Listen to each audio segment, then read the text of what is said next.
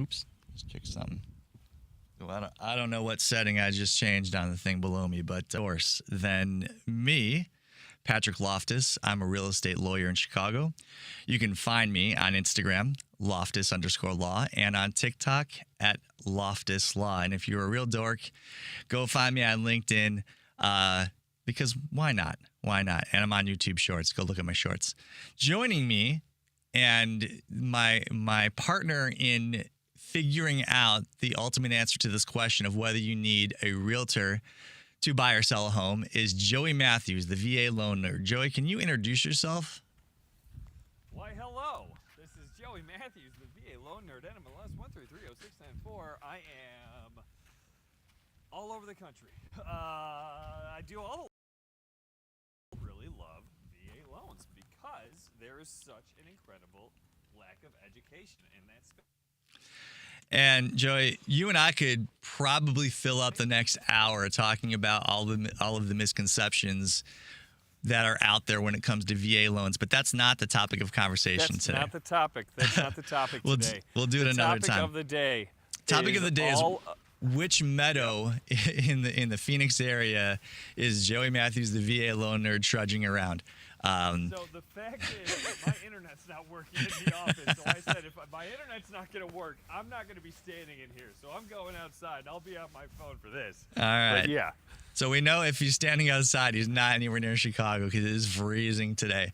But he is in some office park, nondescript office park in Phoenix, enjoying some fresh air. All right. So before we get to that topic that you're all just itching for us to get to, I've got to do a little tease. We're going to start elsewhere, but we're going to get into it. Give us about 10, 15 minutes if you need to, take out the trash or, use the. Okay, never mind. So I'm Joey, going to spend 10 to 15 minutes talking about what you don't want to talk about. So that way we can lead into what you actually want to hear about. So we're just giving everyone a 10 to 15 minute break to ignore me. Is that what we're doing here? This is what. Well, I was going to use a term I probably could get in trouble for, but this is the anticipation. We want to edge our audience, all three people. I think I could say that without getting in too much trouble. So Joey, give us an idea. The first thing I really want to talk about, because it's something that is almost the first conversation topic on people's minds when it comes to real estate, especially these days, is interest rates. Where are rates at? Where are rates at generally? I know you can't speak specifically, and give us some ideas of the most recent macroeconomic indicators that are driving those, and what we can expect or what we should be looking for in the next week. The rate in general, the prevailing rate in any loan, right, has been around 7 for honestly several months now. In October, we had a very short period where we were touching 6, but it has been 7 for a long time, right? So that's going to be my very broad definition of where our rates at today. Where are they going? Hey, I'm done answering that question, right? Joey Stradamus died and Joey Reality lives. So where are they going? I'm not going to be able to give you a good prediction, but how is that sausage made in the mortgage-backed security markets, right? It is a traded security, so you could buy it. Individuals can buy. It's like trading stocks. You're trading long-dated treasury yields for return on those purchases, right? So the 10-year treasury is our biggest indicator of where the rate market is. As of today, the 10-year treasury is at about a 4.5.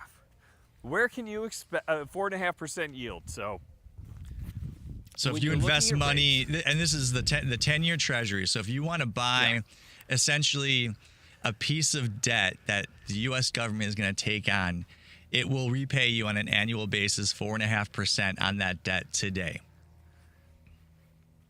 There he goes. All right. There he goes. This man knows his money.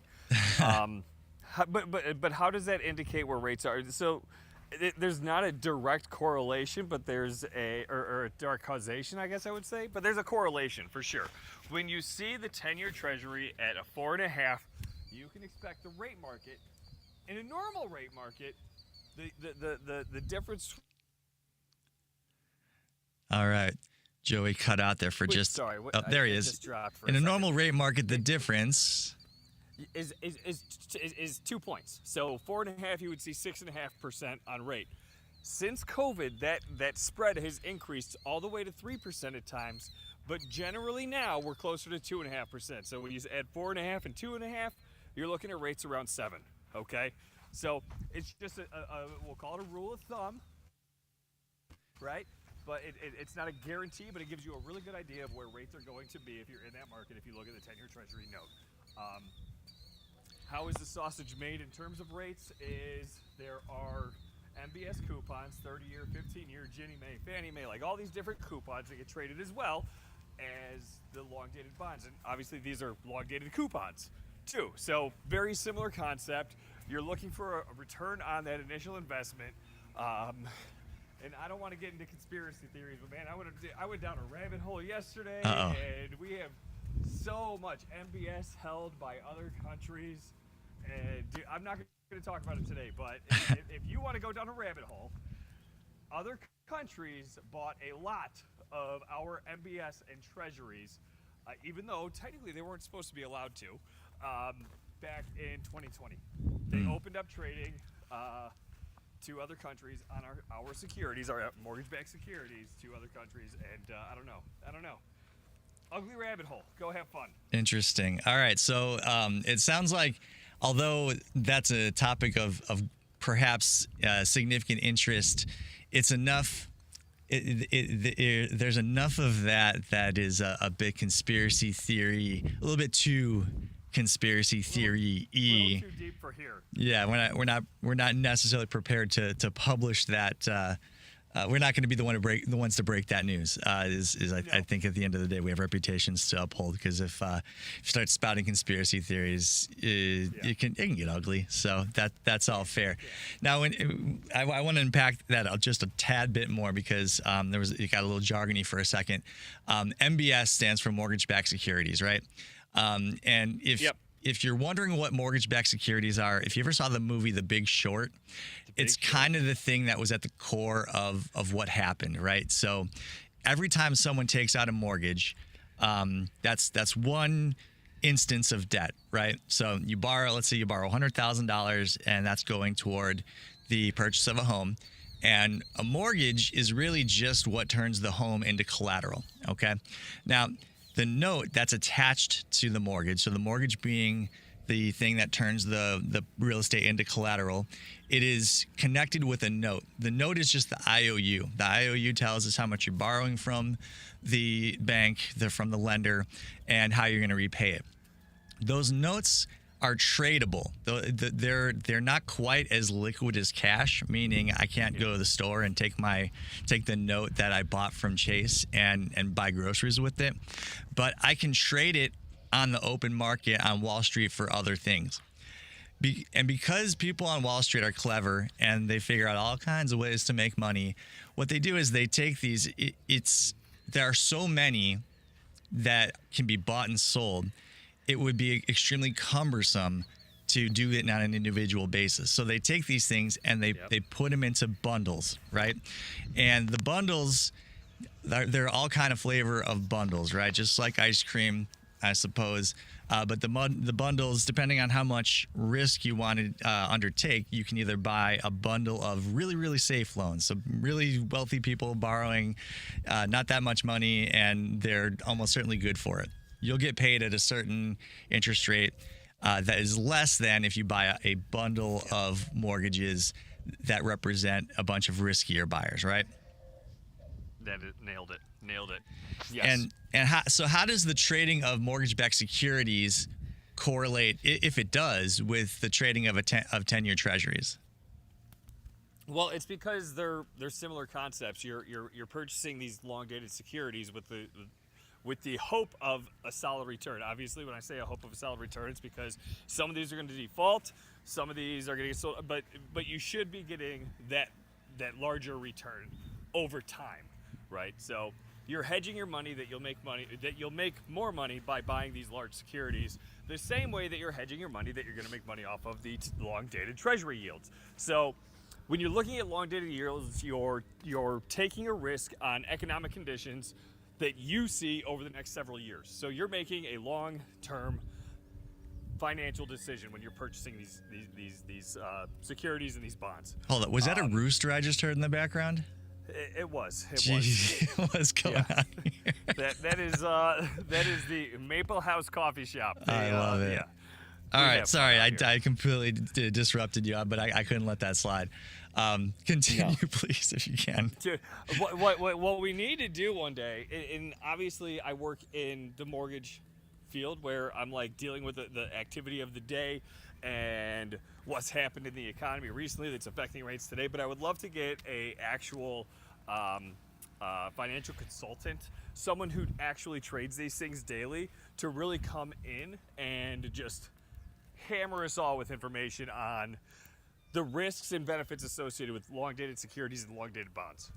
Right? Boy, that would be beautiful. If you thought the Home Buyers Hour was a boring show, just wait until we get a financial consultant on to talk to us about all of the nuts and bolts of what goes into interest rates. Now, I'm weird a little bit, or a lot of bit, depending on who you ask. I would probably enjoy that. I would probably enjoy that. And there are dozens of us who would. But that's why you don't generally get that. My TikTok feed, I showed it to a friend of mine, and he just couldn't believe that there weren't any. There's literally no scantily clad men or women on it. It's all like sports and nerdy stuff. And that's just how I roll, baby. That's how it would be. Okay, so yeah, and I guess I'll put a bit of a bow on the end of this discussion about interest rates. We scraped the surface here, and look, there's a lot that goes into it. If it were easy to predict what's going on with interest rates, well, the world would probably be. It's a globalized economy, man.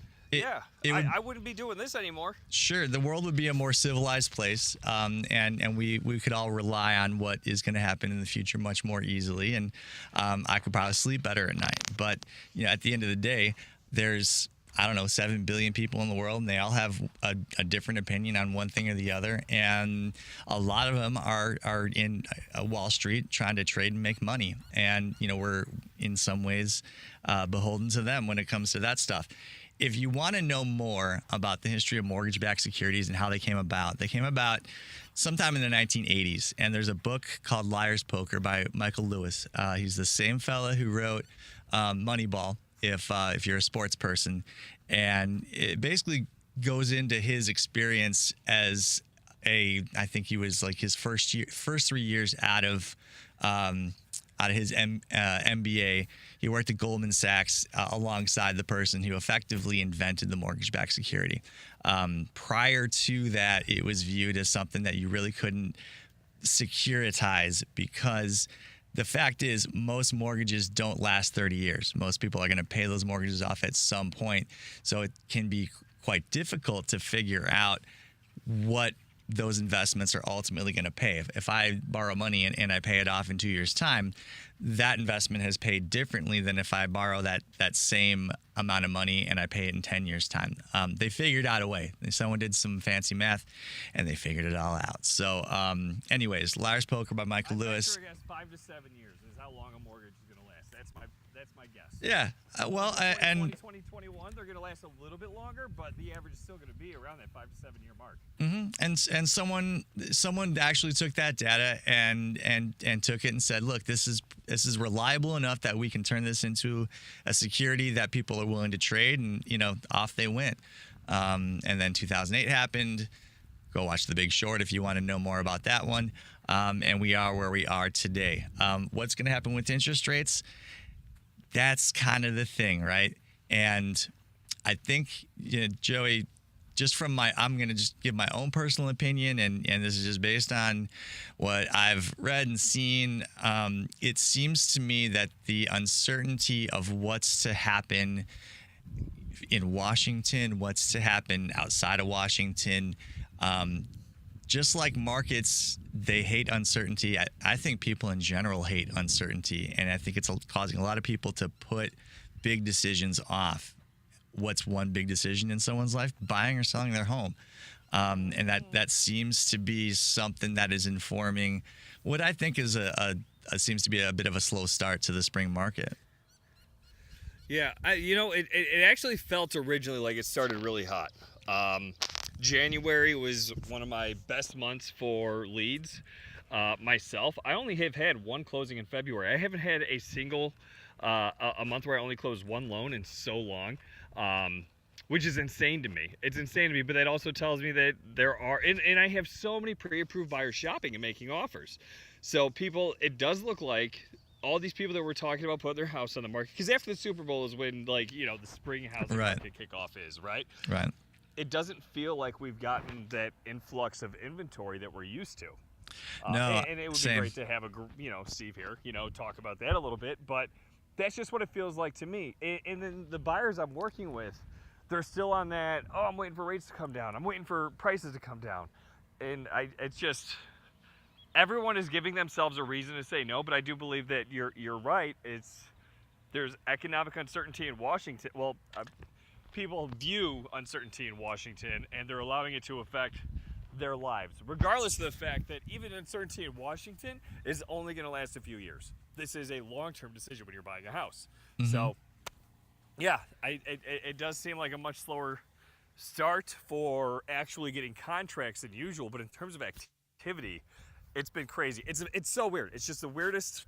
It's one of the weirdest times I've had in the market. Yeah, I mean, how many times have you said that over the past 5 years? I know.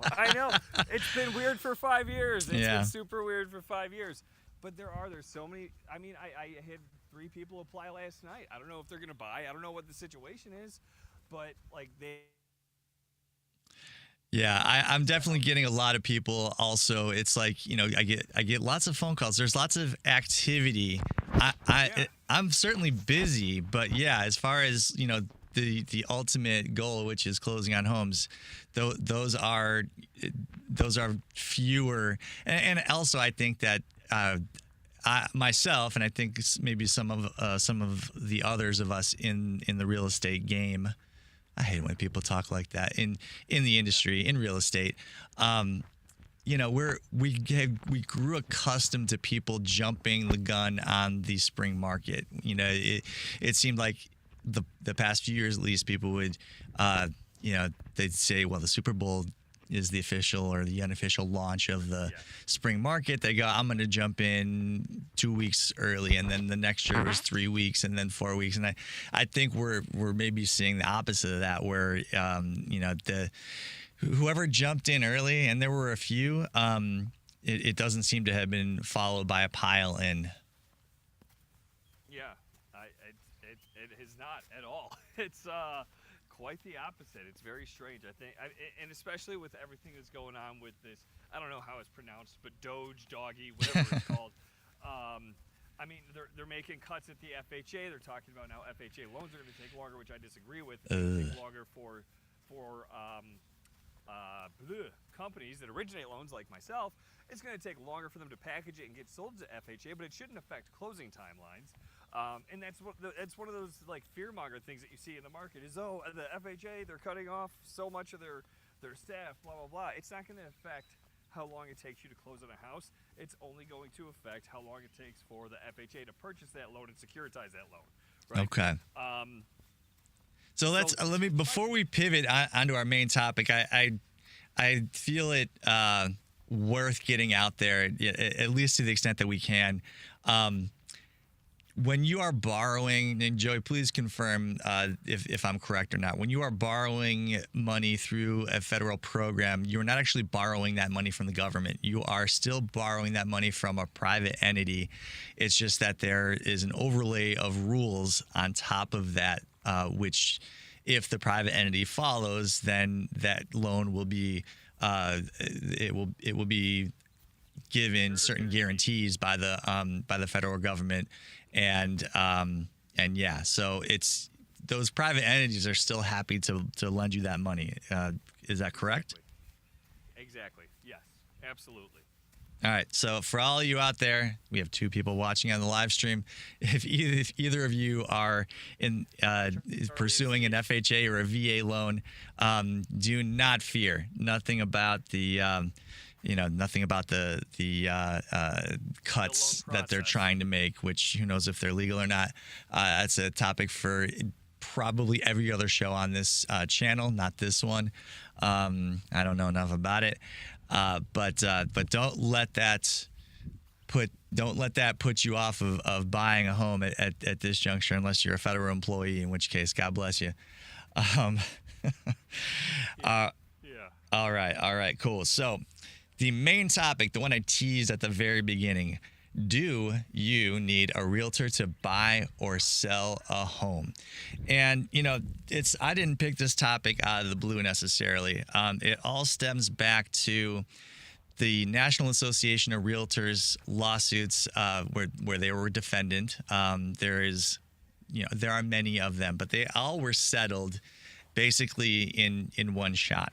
And as part of the settlement, there were some new rules that were instituted, that were put in place, that realtors now have to follow. And the two main rules are that, number one, a cooperating buyer broker commission, i.e.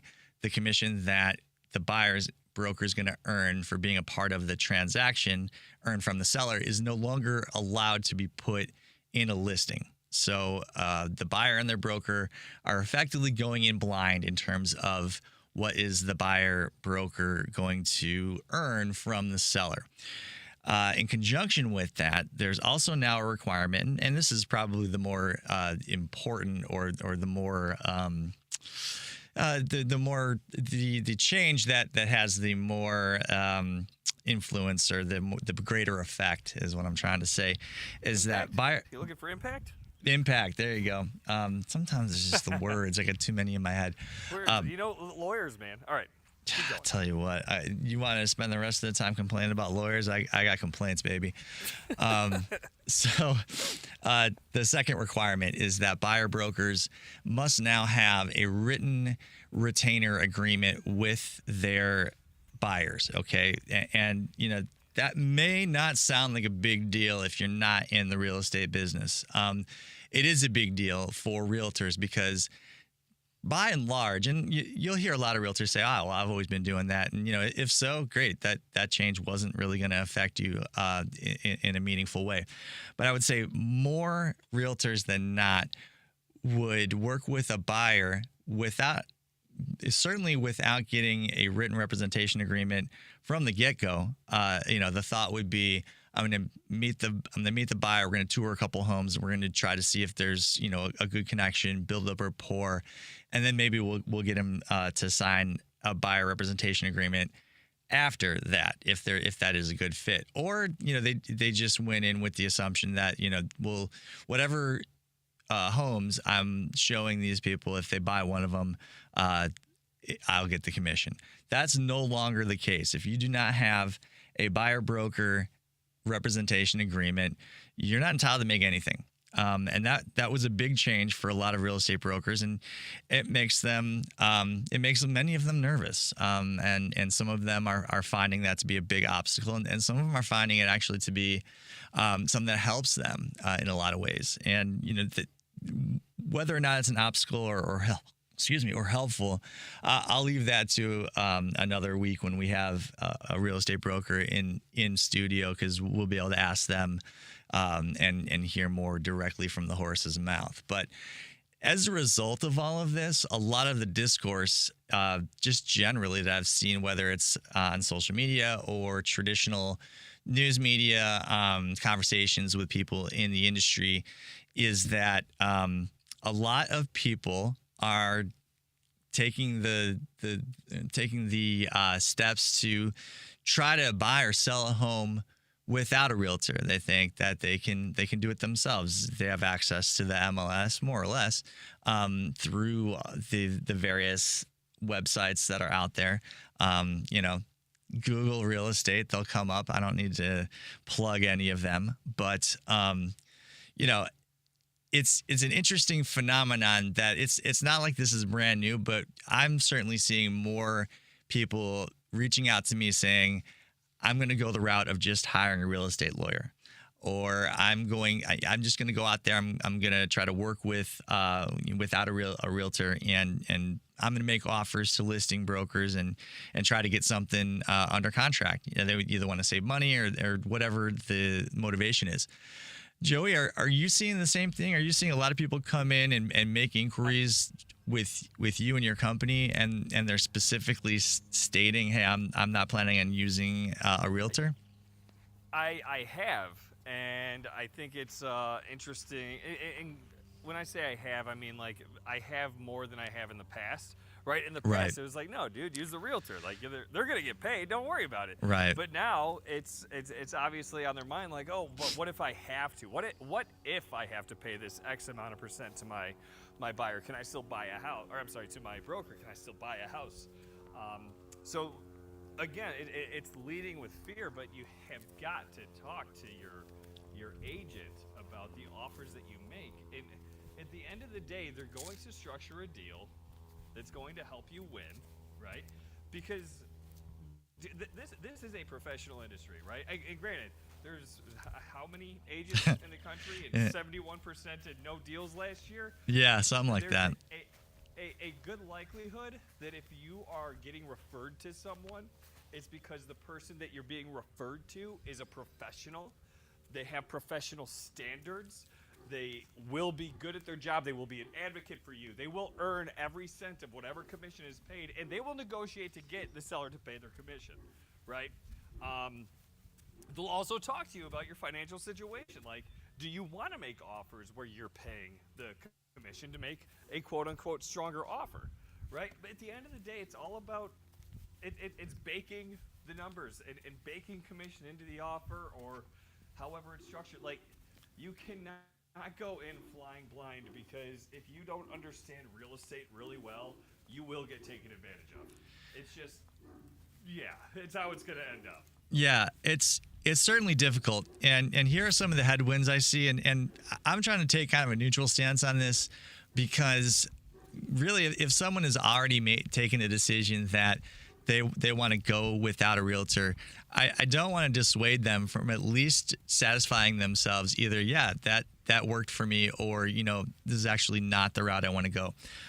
There's no better teacher than experience. And so, I don't really have a dog in that fight, in the sense that whether or not someone goes under contract with a realtor, my job, really the only difference is I'm likely going to be preparing the offer for them. And I've been working. Yeah. It's a work in progress as far as what my how I fit into that in terms of the the cost. I do increase my fee for having to do extra work. I mean, I don't work for free. I don't expect anyone else would either. But I do definitely see some headwinds, and let's kind of approach it from two different perspectives. Here in Chicago, we still have really tight inventory in the neighborhoods that people are most interested in buying real estate in. That's the most neutral way I can say it. I had someone reach out to me, and they're like, I'm having a lot of difficulty because every time I go and I want to tour a home, I reach out to the listing broker. Immediately, they want to have me sign a representation agreement. And of course, that's kind of the opposite of what I'm trying to accomplish here. And, from the realtor's perspective, the most conservative thing they can do is make sure that they are not in the same home with a consumer without that consumer either being represented by another agent or by them, right? If someone comes in, because for all they know, and we'll talk about the merits of this thought process, but for all they know, that person is kind of a Trojan horse for someone that's trying to get you, right? The settlement wasn't the end of the game here. Those new rules aren't the end of the game. The folks that brought those lawsuits, they're out there watching to see if agents are actually complying with what was agreed to.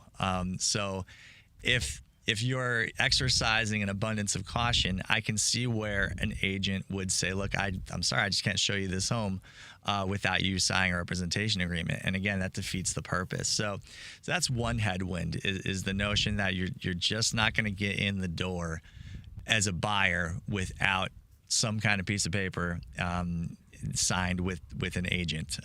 They're not going to take that risk. I just read that Alabama it's the first state that I've heard of that is modifying their rules to say that a buyer, an unrepresented buyer, it's not illegal for them, or it's not you're not violating any rules or laws if, as a listing agent, you show a home in that context to a buyer that's not represented by an agent. So I think that some solutions are probably on the way for that particular conundrum, I would say. But at the moment, that I've had people running into that, and it's specific to, I think, a market where there is an abundance of buyers and a shortage of available homes. A listing broker just doesn't have to take any risks to end up with at least one, if not more than one offer.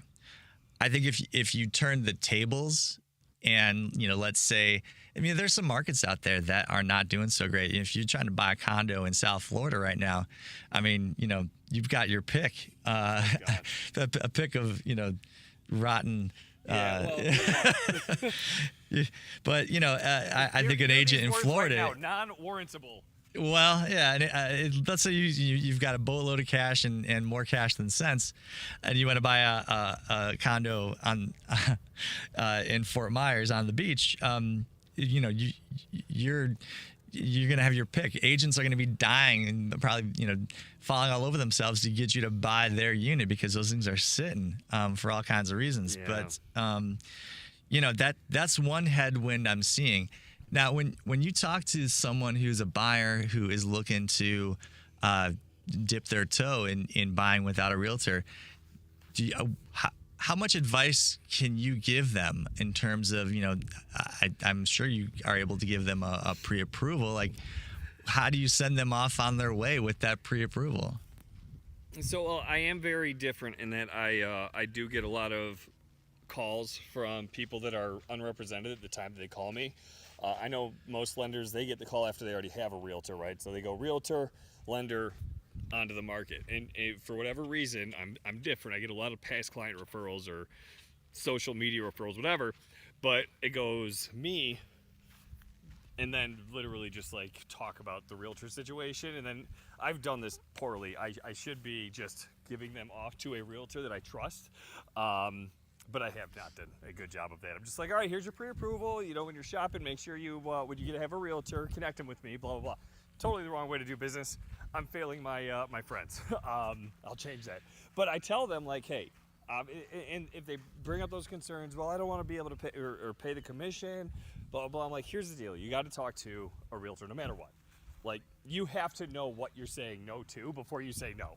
That's a good point. So I'll have them have that conversation with whoever they're going to talk to. And from now on, I'm going to refer to people that I trust, that I know do right by clients, so they can have an in-depth conversation about what these buyer broker comp agreements look like and how to navigate the home purchase process with the agreement, right? I have a shopper right now that they made an offer on a home, and like they're going in at list price, all these wonderful things, and then the sell side comes back and they're like, oh, we're also just not. Granted, I don't believe it was listed in the MLS this way, but they said we're not going to pay any buyer broker compensation. It wouldn't be listed in the MLS. That it shouldn't be. Okay, I don't see the MLS unless someone sends me an MLS listing sheet, which happens few and far between, if I'm being honest. Yeah, well, there's a reason for that, but okay. but all of a sudden they're like, oh, we're not paying any buyer broker comp. Like, and so it's the buyer just says, all right, well, then we don't have a deal. I mean, I was offering you your full list price, and now I can't afford it because the buyer broker comp is gone, right? Yeah. So it's just it's crazy, and I think that the seller's doing themselves a disservice because that house has been on the market for 60 days, right? Yeah, overplaying your hand is what I call that. Yeah, and how much money have you lost in paying your mortgage? Because there is a mortgage on that house. How much money have you lost in just paying your mortgage that you could apply towards just getting the house sold? Well, and that's a cost that is easily is known and easily known. But I've said it once, I'll say it 1,000 times. From a seller's perspective, no matter what the situation is, time is never on your side. The more quickly you can move in the context of selling your home, in most cases, it's going to be to your benefit. Now, that's setting aside, we're talking about a traditional arm's length transaction where your house has been on the market and exposed to the general group of buyers. I'm not talking about like e-buyers or, someone that comes in with an unsolicited offer or, you've heard on the radio, different situation. But yeah, I think in terms of the hard costs of mortgage, association, if your furnace decides to go on the fritz and deduct $915 from your bank account unexpectedly, not saying that happened to me or anything, but it's it's unwelcome. It's it's such a I like making comparisons, but like in that situation, like I'm just gonna fix my furnace myself. This $14,000 furnace. Dear People God. are gonna call the HVAC person, right? Like that's the way to do it. You call the HVAC person, you call the professional to handle it. But when you're talking about a house that's hundreds of thousands of dollars, you're like, oh, I could just do this. I'll just do this myself. I'm gonna know more about the guy who's done this for the last 20 years and closed 100 transactions last year. Get out of here, man. You lose money by thinking you're better than you are. And sorry, buyers, or I'm sorry, sellers, but it's true. Yeah. Sorry. I get amped up. And the statistics bear that out, right? And I don't have them in front of me because I'm sitting here just riffing with you on a podcast or a radio show, depending on where you listen, or a live stream. All kind of ways to describe what this is, but if I were to be fielding comments and questions where I could come back later on after I've researched it, I mean, I know that on a percentage basis, on aggregate, unrepresented sellers, they get average 6% less for their home.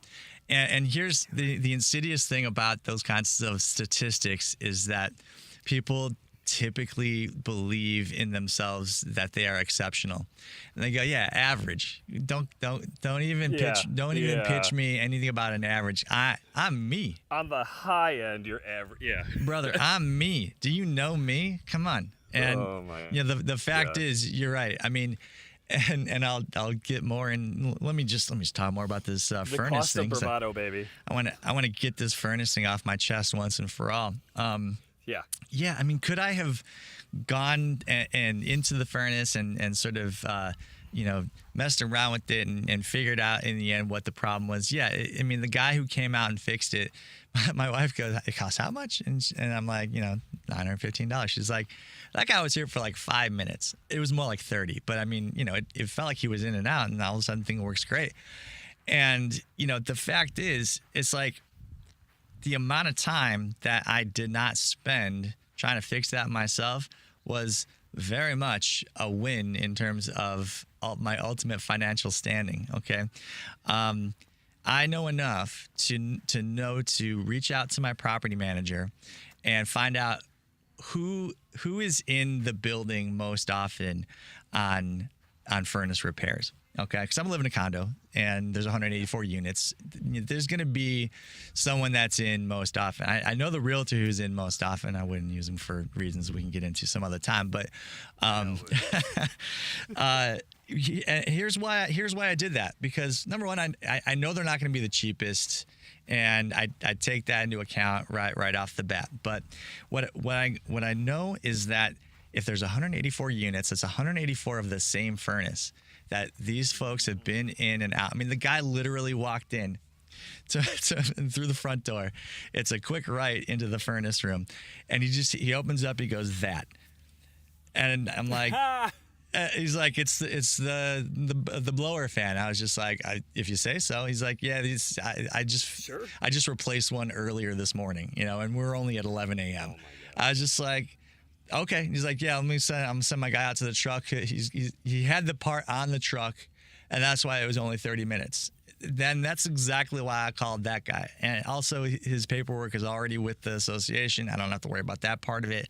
So, it's through my own experience and knowing, I know not to do that myself.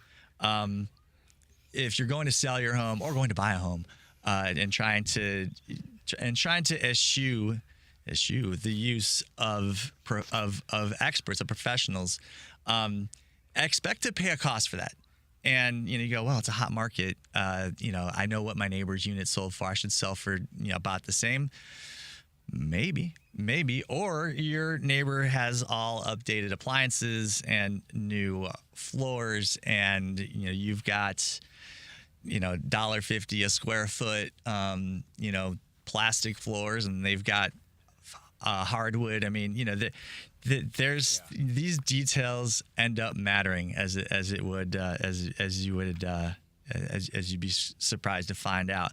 And here's another headwind I see for buyers. And again, I'm really trying to take this from a neutral perspective. And if I sound like I'm trying to be pro realtor, I mean, I'm just laying it out there, truly, because we do have time. We will get into perhaps some advantages that you may have under certain circumstances without a realtor. But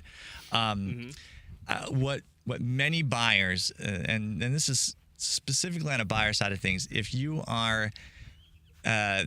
going into that expecting that you're going to get a discount for the percentage of the listing broker's commission because you're coming in unrepresented, the bad news for you is that the listing agreement that the listing agent has with that seller already sets forth what they're paying the listing agent as well as what they are going to share with a buyer broker. Now, depending on, I suppose, who you're dealing with, what it's likely to say, because I know how realtors are, they're gonna write that agreement where it's an aggregate, let's say 5 or 6%. Let's just use 5% because people get mad when I say 6%. I'm never 6%. Sure. I don't know. Whatever. We're just chucking numbers out there. If it says that, and it's going to go on to say if the buyer is represented by a broker, then this percent of that will go to that buyer broker. That full 6% is going to the listing broker regardless. So you're not going in with the advantage you thought you had unless you have the fortune of finding a home that's either for sale by owner or is off market, in those circumstances. And I get probably 2 or 3 a year where someone is I literally got one this weekend where someone is buying the unit that they've been renting from their landlord. In those cases, you can pretty much go, whatever price we agree on, so let's shave 6%, 5% off the top. And, I think there's some fairly solid rationale behind that. But if you're looking to save money by not paying a buyer broker, you may be in for an unfortunate rude awakening as far as that goes. And sorry, I'm sorry. For a second there, like the audio on my end, you sounded just like Alvin, and I was laughing my butt off. I had to kill myself. Well, I hope that's what I hope I'm able to get that, because that'll be fun. Do I sound like me now, or do I need to go really low? You sound normal now. Yeah, Oh. yeah. I I'm unmuted when I stopped laughing. I'll ask Devin about that because I think it's probably him playing games. But he's confirmed it. Okay. All right. Were you gonna jump in with a comment there, or where were we at with that? No, I mean I like the tangent. I like our tangents. You're not saving money, and sellers aren't saving money when they go for sale by owner, because there's a flip side to this.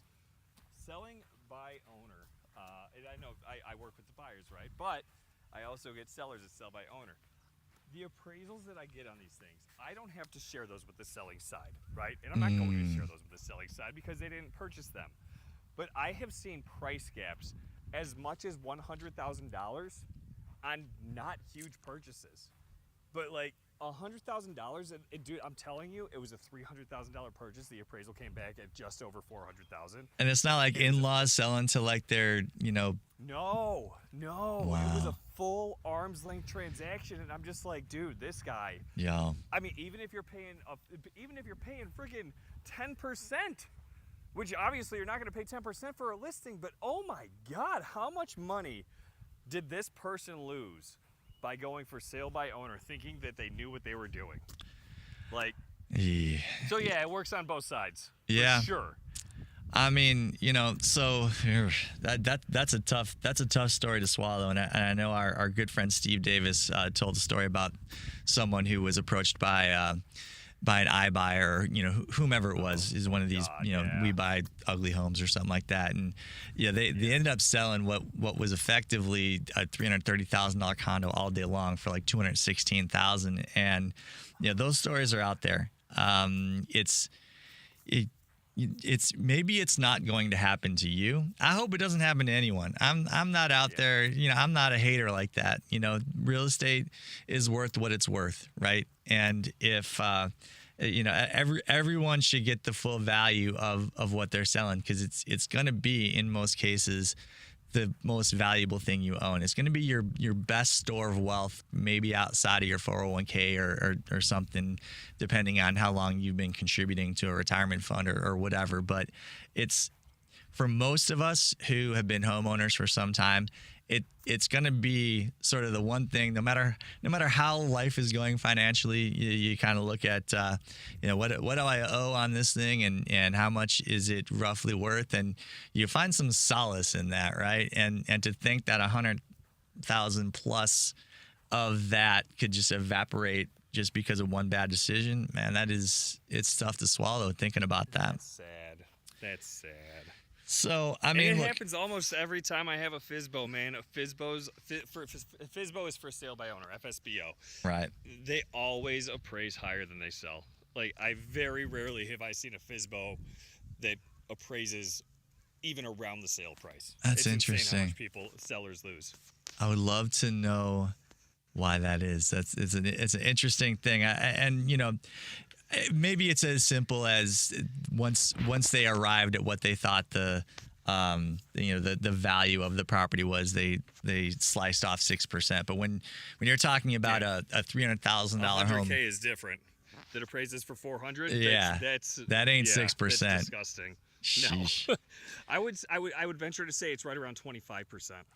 Wowzers. I mean, no, it's 33. So 100,000 of 300,000 is 33%. So that. Well, it's 100 of 400, because if it appraises at 400, a 100K gap on 400 is 25 though. This is like two toddlers in a boxing ring, like hitting each other. You and I trying to argue about math. Let's rock 'em, sock 'em, robots. Let's do it. A futile endeavor. I mean, if anyone sees this and knows how math works, and they're just laughing their tails off at these two jokers. The attorney and the dork. Yeah, I love it. Ask Joey about rates. Don't ask him about other ways of calculating percentages. So I love it. All right, we got a little bit of time left. I could chew through that topic. I mean, there's more to say about it, and maybe once we have our other two regulars in here, presumably next week, Charlie Bellefontaine. I'll give him a little plug, since without him, basically, I'm not sitting here right now. He is the home inspector. He may not be allowed to say this, but I'll say it. He's the best around. If you're in Chicago and you're buying a home, Chicagoland Home Inspectors is who you should be seeking out. You can find them at Chicago. Well, what is it? You know what? I'm gonna blow it. Just Google Chicagoland Home Inspectors. Click on the first link that shows up. You'll see all of. He's got loads and loads of 5-star reviews, and there's a good reason for it. And you'll click the first organic result on Google that you find, and the very first page will be a bald guy flying a drone. If you see that, you know you're in the right spot. Chicagoland Home Inspectors. Go hire his company, his team of people. They will. That's your absolute best bet. So that's that. And our other regular, Steve Davis. I'm Steve Davis on all the socials I'm aware of. Steve, I just actually wrote a really nice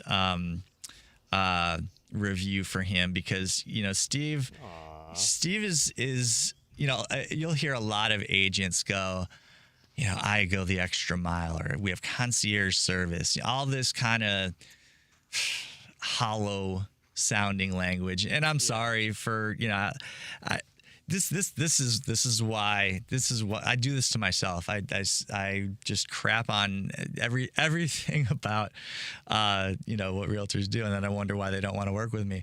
God, but look, the point is that Steve well and truly does he goes not the extra mile, like farther, to make sure his clients get the best experience.